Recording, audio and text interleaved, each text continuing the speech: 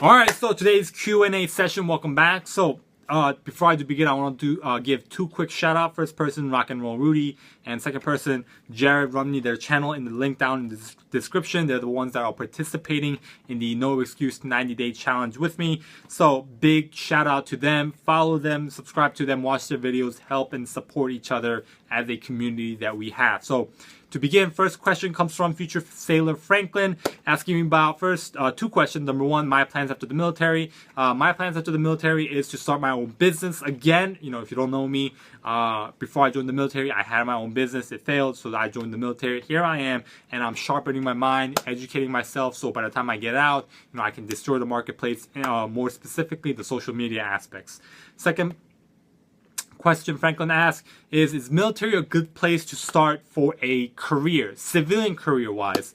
So to answer that question, it's a yes or no. Yes, because you know somebody said to me, hey, after I finish my military career, I'm going to be a history teacher. So if you know, in my opinion, if you know exactly what you want to do career wise, when you get to the military, you can capitalize on every single opportunity, in my opinion, the military has to offer. For example, if you know, let's say you want to be a history major, right? You know, be a history teacher. So when you join the military, you can capitalize it by using tuition assistance to go to college for free and focus all on history at the same time. Further your own personal reading by buying books on your own and expanding your own and broadening your own knowledge. As compared to somebody who doesn't really know what career path they want to choose, so they might not be incentivized to take tuition assistance. They might not be incentivized to focus on one thing. They might just take general classes. You know, they might, or number three, they might take, let's say, accounting, and they figure out later on they want to be a history teacher, right? So if you know exactly what you want to do, in my opinion, I believe you can capitalize it more, and it's a good place to start compared to somebody who may not really know what they want to do. I'm not saying if you don't know what you want to do, joining the Navy, the military is not a bad thing. That's not what I'm saying. It's a good thing either way. Okay, so second question comes from future sailor Carrillo, asking about how does the galley work and what the time is. So this is a poor illustration of how the galley is set up. So this is where the food is, main course. Right here is the salad bar and the drinks. So you line up, your division lines up. This is the tables here. There's more than two. So everybody lines up, gets the food, and then gets the salad, or if they want to, get this drink, and then goes to the table, sits down, and then RPOC, after everybody eats, after like 12 minutes, they'll say, hey, port side on your feet, starboard side on your feet, and then they start taking out the trays. As far as time, it really depends, because it depends on what activities you do throughout the day. Some activities might require you to eat early so you can get maximize time. For example, let's say you're taking the physical fitness assessment very early on in the morning, then you might wake up, you know, at maybe like 0400 just to eat chow, and then, you know, to have, you know, food in your stomach to take the PFA. All right. So third question comes from future sailor Martin, asking me about the ASVAB score for Master at Arms. So I just looked up, you know, this is what you want to type in, future sailor Martin. You just want to type in ASVAB score for Navy MA on Google, and it has like weird numbers and like, you know, different things that you want to get the good score on. I don't know exactly what that is. You can look it up and also check with your recruiter, ask your recruiter. They will have a better information than me for you. And fourth question comes from Kid Hollywould. Welcome back, Kid Hollywood. Asking me about my thoughts on standing watch. In my opinion, you know, watch is a watch. Some watches are better than other watches, in my opinion. For example, like you can socialize more on one watch if there's a lot more people that you're standing watch with, or maybe, you know, on another watch, you're just sitting down and you're just protecting a door or something, or floor or whatever, and you can read a book or something. So not all watches are created equal. So that's my thoughts on that. So fifth question comes from future sailor Cousino. I'm sorry if I said that wrong. Asking me about, he wants to be an infantryman, so in the army, but he's scared of heights. What should he do? I personally don't know what you should do. What I do recommend is check out an Army's YouTube channel. His name is Drip. And also, I'm going to be putting a link to another person. I do highly recommend that you ask them because they're more specialized. They know more about the Army compared to me. I'm in the Navy, right? So, next question comes from Future Sailor Soh, asking me about, can you use computer in A school for YouTube and all that kind of stuff? Yes, as long as you're not like in class and looking it up, and you're using it for school purposes when you are in class. Now, when you're outside of class, when you're finished with class, whatever you want to do, as long as you have internet connection, is whatever you want to do. If you want to play games, that's fine too. All right, so Future Sales. So I also ask is how long is deployment?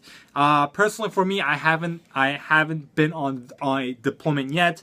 But I know it depends on the mission. Some could take. I know some people went on a 3-month deployment, and I know some people who went on a 9-month deployment. What I do recommend is ask JT Suits. His YouTube channel is in the link down in the description, as you would probably know who he is. I know he's been on multiple deployments by now. So next question comes from TheJohn, asking me about MA question. He says MA Master at Arms might not be available when he goes to MEPS to pick his rate. Can you wait? So to answer that question, to give you an example, a buddy of mine, he wanted to be a logistics specialist, right? And when he talked to his recruiter said, hey, logistics specialists haven't been open in a while. It hasn't been open in 9 months, and it's not going to be open anytime soon. So he went to MEPS, and he was smart. He did his research. He knew that they were telling a lie. So when he went to MEPS and they were pressuring him to pick corpsman, he said no, and he just stuck it out, and he waited 5 hours until they gave him logistics specialist out of nowhere when they clearly told him it's not going to be open anytime soon. So I don't know exactly how that system works, but I believe if you can stick it out, you will be able to get what you want. And TheJohn also asked, can you change your rate once you get in? Yes, you can. It's called cross rating, and that's after 2 years. And I've heard it's a very big hassle to do so. All right, so I personally recommend, John, that if you want to be MA, just go in as an MA no matter what. All right, if you feel like your recruiter is not trying to help you as best as you can, try to look into other recruiters. Ask other recruiting stations. Okay, that's one of the things that I can personally recommend. Now, I personally recommend call other recruiting stations from another state, because if you call a recruiting station that's close by within the same state, they usually know each other. And I've had that experience firsthand.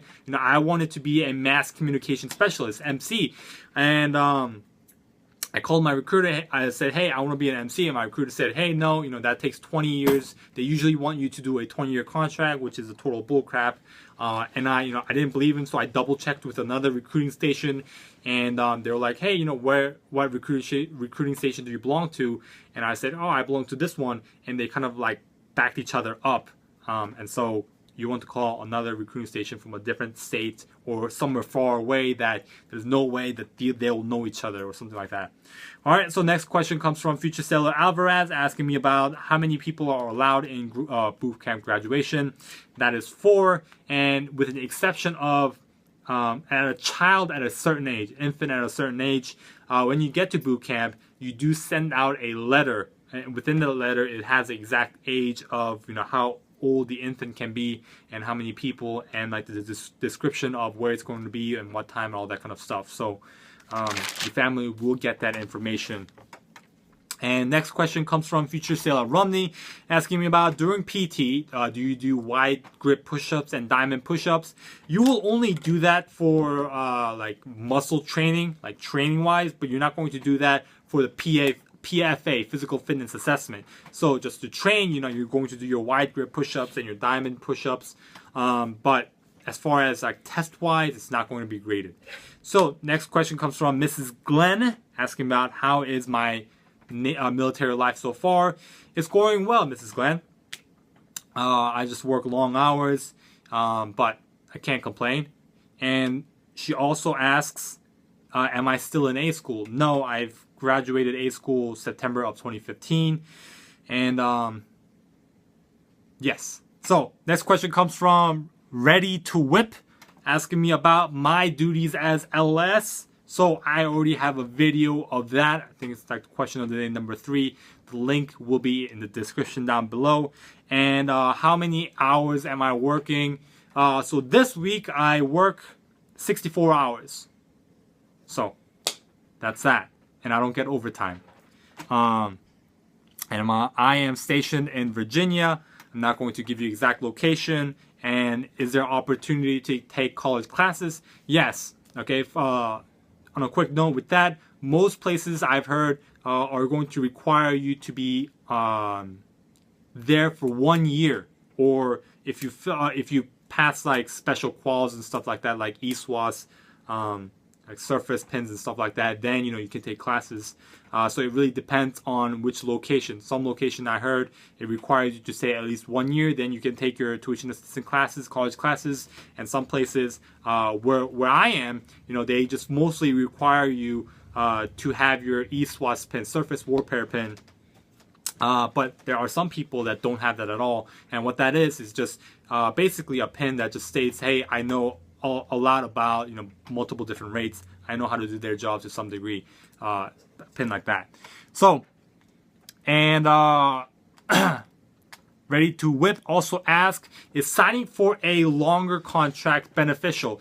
I don't know if you can sign for a longer contract. I know that for LSs at least, you sign 4 years active and you have 1 year extension, and then you have 3 years as like the reserve. It's not like the reserve Navy, but it's like the one where if anything happens, they can call you to be on active duty again. I forgot the exact term, but there's that. Some contracts are 4 years. I don't think you can start out with like a 10-year contract or 20-year contract, not to my knowledge. I just know that, let's say you start out with a 4-year contract. After your 4 year ends, then you re-enlist for another X amount of years, whatever that may be. All right, so next question comes from Study the Board, asking me about my normal schedule for A school. Now, I can't speak for all A schools. Not all A schools are created equal. My A school experience was different from my other friends' A school experiences.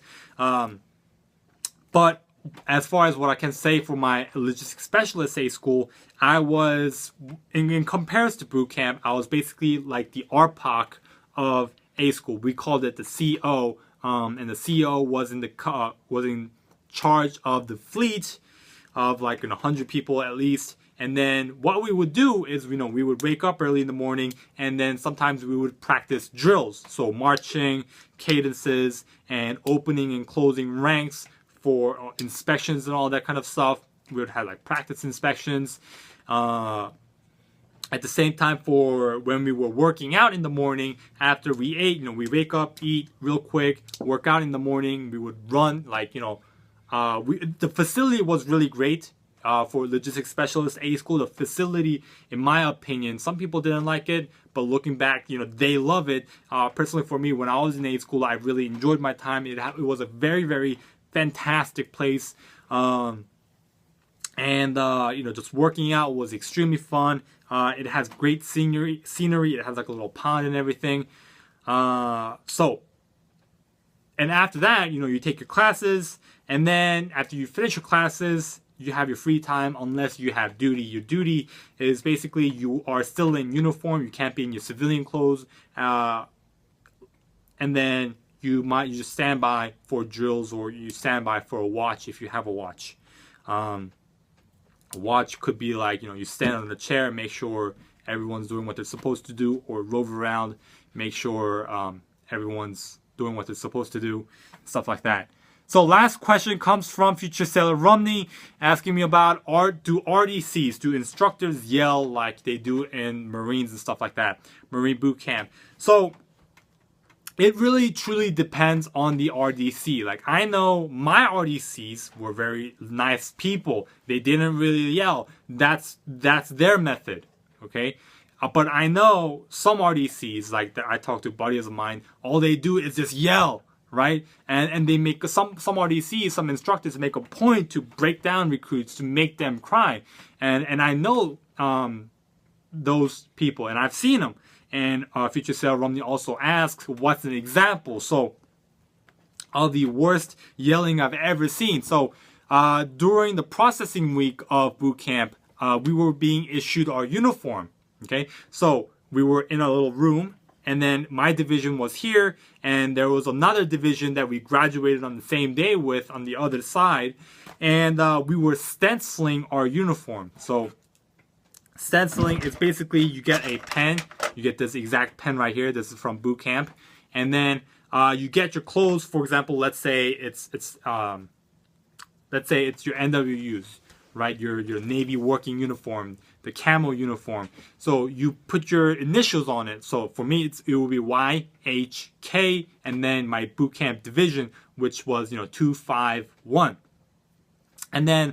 When we were doing that, when we were at that process, it's hard to mess up your initials and your division number. But people get nervous and they mess up.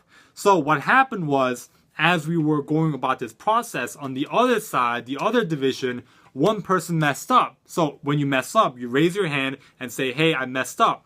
So when that person did that, their petty officer, he was an Asian guy, he came over and he's like, how do you mess up your initials? How do you mess up 3 letters? And the guy was just getting yelled at. And then, the Asian petty officer had the pen on his hand, and he just like chugged it at the guy's chest and just walked off. And that was the worst thing I've ever seen anybody get yelled at. So I know they had a very, very strict RDC, or maybe that RDC was putting on a show just to intimidate us. And then when they're in a private, alone area, he might be the best RDC. And that, in a way, might be his method. He might be hard on the outside, but once you get to know him, he just does that on purpose, stuff like that, whatever the case may be. So it really, really, truly depends on the RDC. So thank you for watching another Q&A session. And look out for tomorrow's Ask You number 12. Ask me any questions you have in that video. Alright, so thanks for watching, and I hope you have a great Navy day.